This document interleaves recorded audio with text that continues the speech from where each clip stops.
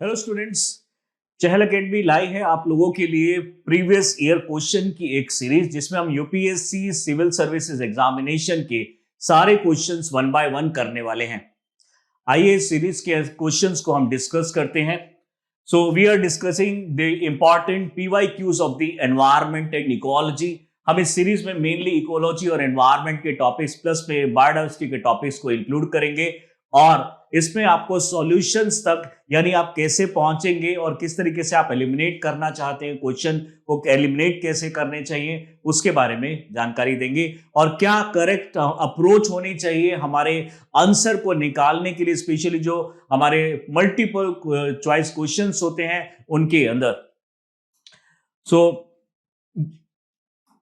Topic से आगे बढ़ने से पहले आपको बता दें कि चहल एकेडमी इस पर्टिकुलर प्रीलिम्स एग्जामिनेशन के लिए एक कोर्स लेकर आई है, चहल प्रीलिम्स क्रैकर कोर्स 2025, जिसके अंदर में हम पूरा का पूरा कंप्लीट कोर्स यहां पे प्रोवाइड करने वाले हैं विद इन 4 मंथ्स। यहां पे जितने भी हमारे 4 मंथ्स के अंदर में टोटल हमारा सिलेबस करवाया जाएगा।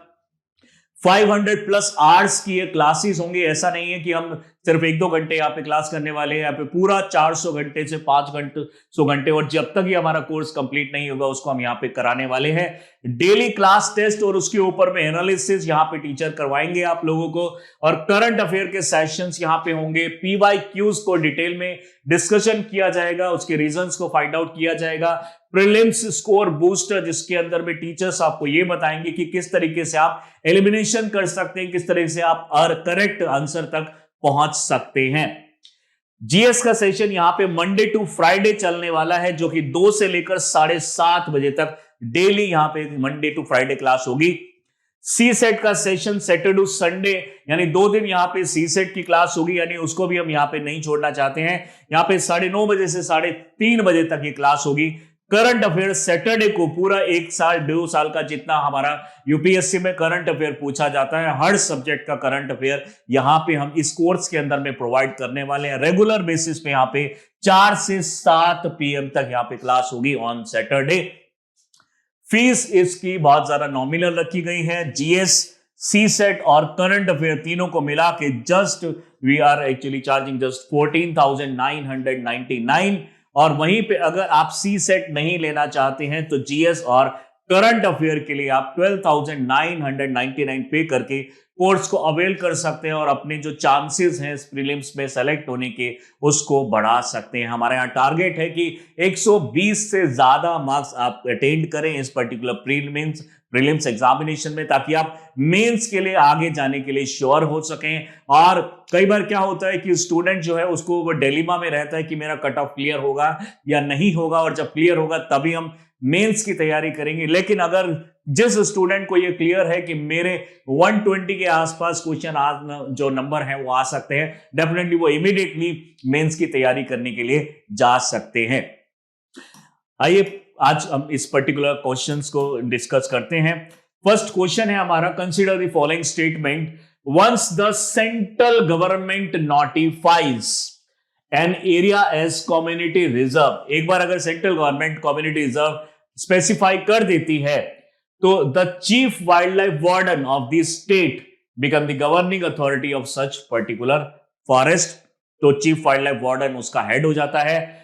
हंटिंग ऐसे एरियाज के अंदर में अलाउड नहीं है, किसी की किलिंग अलाउड नहीं है। People of such area are allowed to collect non timber forest produce को यहां पे अलाउ किया गया है। और फोर्थ स्टेटमेंट है, people of such area are allowed traditional agricultural practices को यहां पे अलाउ किया गया है। इनमें से आपको बताना है कि टोटल हमारे कितने ऑप्शंस इसके अंदर में, कितने स्टेटमेंट्स करेक्ट हैं। ऑप्शंस आपके सामने यहां पे है। एक बार ब्रेनस्टॉर्मिंग कीजिए और एक बार इसको करने की कोशिश कीजिए, इसका आंसर क्या हो सकता है। अगर आप इसके फर्स्ट ऑप्शन पे जाते हैं तो फर्स्ट ऑप्शन बोलता है कि चीफ वाइल्ड लाइफ वार्डन। अब सबसे पहले इसमें समझने की जरूरत है कि कम्युनिटी रिजर्व होते क्या हैं। कम्युनिटी रिजर्व एक्चुअली में, मान लीजिए कोई हमारे पास यहाँ पे वाइल्ड लाइफ सेंचुरी है और यहाँ पे कोई नेशनल पार्क है, तो नेशनल पार्क के अंदर में जितने भी एनिमल्स होते हैं सबको प्रोटेक्ट किया जाता है, इसलिए इसको नेशनल पार्क बोला जाता है। और यहाँ पे वाइल्ड लाइफ सेंचुरी में कुछ पर्टिकुलर स्पीशीज के ऊपर में स्पेशली फोकस होता है। बाकी सारी चीज हमारी सेम होती है, बट यहां पे वाइल्ड लाइफ सेंचुरी के अंदर में रेस्ट्रिक्शन थोड़ा सा कम होती है, नेशनल पार्क में ज्यादा रेस्ट्रिक्शंस होती हैं, और सारी की सारी जो स्पीशीज होती है उनको कवर किया जाता है। यहां पे कुछ पर्टिकुलर स्पीशीज को कवर किया जाता है।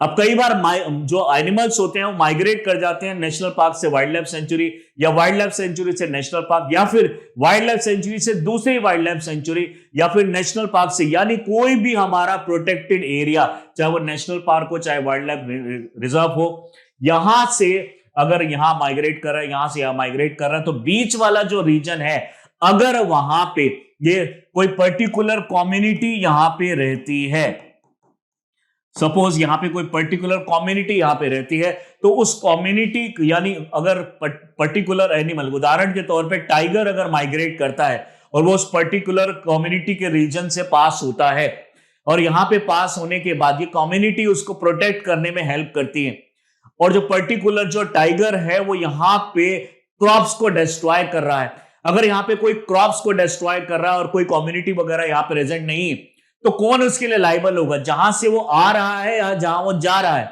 तो इन दोनों में, दोनों ही प्रोटेक्टेड एरिया की कोई रेस्पॉन्सिबिलिटी इसमें नहीं बनती है। ये रेस्पॉन्सिबिलिटी इस पर्टिकुलर बीच के एरिया की है जहां पे ये पर्टिकुलर एनिमल एग्जिस्ट कर रहा है एट प्रेजेंट।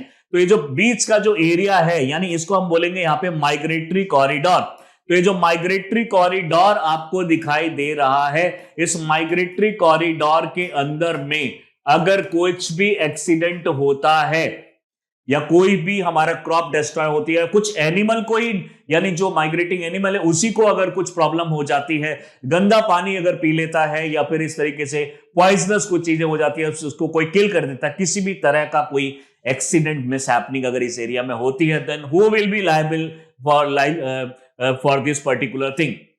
इसके लिए लायबल होनी चाहिए पर्टिकुलर वो स्टेट गवर्नमेंट। तो स्टेट गवर्नमेंट क्या करती है? सेंट्रल गवर्नमेंट को बोलती है कि हम ये वाले पर्टिकुलर एरिया को कम्युनिटी रिजर्व डिक्लेयर कर देते हैं। तो कम्युनिटी रिजर्व डिक्लेयर करने के बाद ये पर्टिकुलर एरिया वो कम्युनिटी के पास में रहेगा, और ये कम्युनिटी, ध्यान रखिएगा, वो कम्युनिटी होनी चाहिए जो पहले से यहां रहती है और यहां पे उन एनिमल्स को अफेक्ट नहीं करती है। तो ये पूरा का पूरा जो एरिया है उसमें बाकी लोगों को यहां से इवैक्यूएट करा दिया जाता है। सिर्फ वो पर्टिकुलर कम्युनिटी जो पहले से यहां पे रह रही है उसको अगर यहां पे रहना चाहती है तो यहां रहने दिया जाता है, और अगर कम्युनिटी भी इस पर्टिकुलर माइग्रेटरी कॉरिडोर में नहीं रहती है तो इस पर्टिकुलर एरिया को बोला जाता है कंजर्वेशन रिजर्व। यानी कम्युनिटी रिजर्व का मतलब है माइग्रेटरी कॉरिडोर जिसमें कोई पर्टिकुलर कम्युनिटी रहती है और वो एनिमल्स को हार्म नहीं पहुंचाती है। वहीं पे कंजर्वेशन रिजर्व का मतलब है वहां कोई भी हैबिटाट नहीं है, यानी कहीं कोई भी ह्यूमंस और ये कम्युनिटी नहीं रहते हैं, सिर्फ वो माइग्रेटरी कॉरिडोर है and it is completely owned by the government of India. यहां तक आप इसको समझ चुके हैं। तो फर्स्ट है इसका option the chief wildlife warden. ये स्टेट का जो है वो पर्टिकुलर गवर्निंग अथॉरिटी का मैनेजर या फिर जो है अथॉरिटी बन जाएगी। That is absolutely wrong. Chief wildlife warden mainly इसके अंदर और इसके अंदर काम करेगा। कम्युनिटी रिजर्व के अंदर में चीफ वाइल्ड लाइफ वार्डन का कोई भी यहां पे रोल नहीं है। तो first statement is wrong. Second statement, hunting is not allowed in this particular area. Definitely हम प्रोटेक्ट कर रहे हैं तो डेफिनेटली हंटिंग तो अलाउ करेंगे ही नहीं। तो this statement is correct. Third, people of such area are allowed to collect non timber produce. जैसे कि हनी हो गया आपका, इस तरह के जो प्रोड्यूस होंगे उनको कलेक्ट करने की परमिशन मिल जाती है जो कम्युनिटी इस पर्टिकुलर एरिया में रहती है। तो डेफिनेटली ये जो ऑप्शन है ये भी हमारा करेक्ट हो जाता है। लेकिन जो फोर्थ ऑप्शन है, people of such area are allowed traditional agricultural practices, ये ऑप्शन हमारे लिए रॉन्ग हो जाता है। सो आंसर इज 2 and 3, यानी 2 स्टेटमेंट इसमें से करेक्ट है, तो only 2 is the correct answer. आइए इसको और डिटेल में देखते हैं। फर्स्ट हम देखते हैं कि पर्टिकुलर जो कम्युनिटी रिजर्व है वो डेजिग्नेशन स्टेट गवर्नमेंट एक तरीके से डेजिग्नेट करती है कम्युनिटी रिजर्व को किसी प्राइवेट लैंड के ऊपर में जहां पे गवर्नमेंट का कोई कंट्रोल नहीं है, लेकिन उस पूरे एरिया को, कम्युनिटी को इंक्लूड करके माइग्रेटरी कॉरिडोर को यहाँ पे कम्युनिटी रिजर्व यहाँ पे डिक्लेयर कर दिया जाता है। और इनका मेन पर्पस है यहाँ पे कस्टम्स को, फोना को और फ्लोरा को प्रोटेक्ट करना। क्रिएशन की बात करें तो बायोडायवर्सिटी को एनहांस करने के लिए, प्रिजर्व करने के लिए और लोकल सोशियो इकोनॉमिक कंडीशंस को एनहांस करने के लिए इसको बनाया जाता है। मैनेजमेंट होती है फॉरेस्ट डिपार्टमेंट के अंदर में, और जो वहां पे अभी लिखा था हमारा फॉरेस्ट वाइल्ड लाइफ वार्डन, वो उसकी जगह यहां पे कम्युनिटी रिजर्व मैनेजमेंट कमिटी होती है जो इसको हैंडल करेगी। यानी हमारा जो प्रोटेक्टेड एरियाज है जैसे national park, wild life sanctuaries, वहां पे chief wildlife warden head होता है, बट यहां पे हमारा कम्युनिटी रिजर्व के अंदर में जो कि जनरली माइग्रेटरी कॉरिडोर्स हैं, वहां पे कम्युनिटी रिजर्व मैनेजमेंट कमिटी ये इसकी हेड होगी। इस पर्टिकुलर चीज को यानी कम्युनिटी रिजर्व को वाइल्ड लाइफ प्रोटेक्शन एक्ट 1972 के अंदर में डाला गया है, और इसका जो रेगुलेशन है उसमें हंटिंग अलाउड नहीं की गई है, एग्रीकल्चरल प्रैक्टिस इसमें अलाउ नहीं की गई है, जबकि इसके अंदर में कुछ लेवल तक आप नॉन टिम्बर प्रोड्यूस को उठा सकते हैं, और स्टेट और मैनेजमेंट कमेटी इसका डिसीजन लेगी कि क्या चीज आपको अप्रूव करनी है और क्या चीज अप्रूव नहीं करनी है। आई होप आपको ये क्वेश्चन समझ में आया होगा। बढ़ते हैं हमारे नेक्स्ट क्वेश्चन की तरफ में। Consider the following statement in India biodiversity management committee are key to the realization of the objective of the Nagoya protocol. ये नगोया प्रोटोकॉल का जो मेन ऑब्जेक्टिव और मेन जो हमारी बॉडी है बायोडायवर्सिटी मैनेजमेंट कमेटी है। सेकेंड स्टेटमेंट है हमारा the biodiversity management committee have important function in determining access and benefit sharing, including the power to levy collection fees on the excess of the biological resources within its jurisdiction। यानी जो biodiversity management committee है उसका एक important function है, वो determine करती है accessibility और sharing benefit including the power to levy connection fees. यानी इसके अंदर में कोई अगर पर्टिकुलर कंट्री है वो कुछ बायोडायवर्सिटी से रिलेटेड या फिर कुछ ऐसी चीज बनाती है और वो दूसरी कंट्री को भी उसको देना पड़ेगा, यानी फेयर एंड इक्विटेबल शेयरिंग इसके अंदर में होना चाहिए। और उसके लिए कई बार इसके अंदर में जो हमारे एक फीस भी इसके अंदर में लिवाई की जाती है, यानी इसके ऊपर में लगाई जाती है अपने बायोलॉजिकल रिसोर्सेज को शेयर करने के लिए। आपको इनमें से ऑप्शंस करेक्ट बताने हैं, तो डेफिनेटली ये दोनों ही ऑप्शंस करेक्ट हैं, both 1 and 2 are correct. But अब देखते हैं ऐसा क्यों है। So what is this biodiversity management committee? Nagoya protocol क्या है, कार्टाजीना प्रोटोकॉल क्या है? सो हमारे अकॉर्डिंगली दोनों ही हमारा करेक्ट आंसर है। यानी वो जो मैनेजिंग कमेटी है, ये पर्टिकुलर कमेटी यहाँ पे इंडिया के अंदर में रियलाइजेशन ऑफ द ऑब्जेक्टिव्स यानी नगोया प्रोटोकॉल को फॉलो कराने के लिए ये पर्टिकुलर कमेटी का स्थापना हुई है, बनाई गई है। दूसरा स्टेटमेंट भी हमारे अकॉर्डिंगली यहाँ पे बिल्कुल करेक्ट है। बायोडायवर्सिटी मैनेजमेंट कमेटी इस तरह के बेनिफिट शेयरिंग को, एक्सेस को यहाँ पे रेस्पॉन्सिबिलिटी लेती है और जरूरत पड़ने पर ये उसके ऊपर में कलेक्शन फीस भी लगा सकती है। आइए इस चीज को देखते हैं। सबसे पहला है नगोया प्रोटोकॉल। सबसे पहले हम बात करेंगे तो यहाँ पे जो कन्वेंशन ऑन बायोडायवर्सिटी हमारा सबसे पहले आया था 1992 के अंदर में, जब रियो डी जेनेरियो समिट हुआ था। तो रियो डी जेनेरियो समिट के अंदर में कंजर्वेशन ऑन जो बायोडायवर्सिटी डिसाइड किया गया था। यहाँ पे कन्वेंशन हुआ था ऑन बायोडायवर्सिटी जिसके अंदर में कंजर्वेशन करना था बायोडायवर्सिटी का। जब ये कंजर्वेशन प्लान आए, उसके ऑब्जेक्टिव्स को लॉन्च किया गया, उसी के अंदर में अब ये बात डिसाइड हुई कि अब ये जो ऑब्जेक्टिव्स है उसको फॉलो किस तरीके से किया जाएगा। तो उसके बाद आता है कार्टाजीना प्रोटोकॉल, और कार्टाजीना प्रोटोकॉल ये एंश्योर करता है कि अगर किसी कंट्री ने कोई जेनेटिक या फिर बायोटेक्नोलॉजी को यूज करके कोई जेनेटिक रिसोर्सेज डेवलप किए हैं, उदाहरण के तौर पे कोई लिविंग मॉडिफाइड ऑर्गेनिज्म या फिर क्रॉप उसने डेवलप की है, तो वो दूसरी कंट्री को भी प्रोवाइड करेगा। क्योंकि हमें बायोडायवर्सिटी मेंटेन करनी है, तो एक कंट्री जिसके पास में वो रिसोर्सेज नहीं है और एक कंट्री जिसने वो डेवलप किया है और मॉडर्न बायोटेक्नोलॉजी को यूज करके, तो मॉडर्न बायोटेक्नोलॉजी यूज करके वो जो टेक्नोलॉजी डेवलप कर रही है, जो जीएमओ डेवलप कर रही है, वो इस पर्टिकुलर कंट्री को भी प्रोवाइड करेगी under the Cartagena protocol. But Cartagena protocol में मान लीजिए जो इंपोर्टिंग कंट्री है, जो इंपोर्ट करना चाहती है वो particular LMO, living modified organism, अगर वो कैपेबल नहीं है, टेक्निकल कांस्टेंट है, इकोनॉमिकल कांस्टेंट है, तो उसको फुलफिल करने के लिए बनाया गया नगोया प्रोटोकॉल। यानी सबसे पहले आता है सीबीडी, कन्वेंशन ऑन बायोडाइवर्सिटी, उसके बाद आता है कार्टाजीना प्रोटोकॉल और उसके बाद आता है नगोया प्रोटोकॉल। यानी सीबीडी कंजर्वेशन के ऑब्जेक्टिव्स डिसाइड करती है। यहां पे कार्टाजीना प्रोटोकॉल ये बोलता है कि अगर किसी के पास मॉडर्न बायोटेक्नोलॉजी से डेवलप कोई भी जेनेटिक रिसोर्सेज यानी कि एलएमओ, लिविंग मॉडिफाइड ऑर्गेनिज्म बनाया है, तो दूसरी कंट्री को भी देना जरूरी है जो नीडी कंट्री है। यानी इस केस में वो पर्टिकुलर कंट्री जिसने डेवलप किया वो मना नहीं कर सकती दूसरी कंट्री को देने के लिए वो पर्टिकुलर एलएमओ।